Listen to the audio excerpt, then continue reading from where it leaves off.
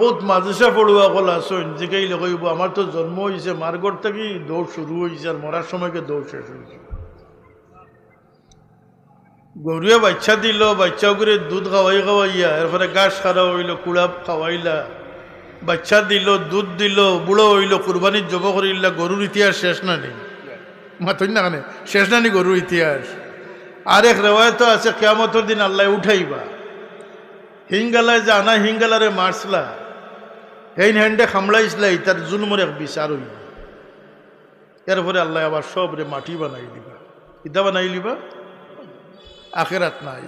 আখেরাত আছে নি কোনটার?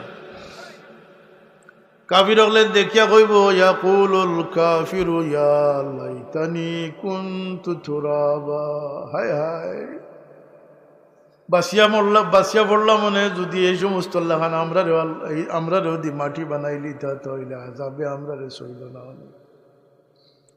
কিন্তু রে ভাই, মানুষ আত্মা কোনো সময় মাটি হইতা নাই। যখন মানুষের আত্মার লগে মানুষ যখন মারপেট রুহ দান করা হয়েছে, মানুষের লাগে একটা অ্যাকাউন্ট খোলা হয়ে গেছে।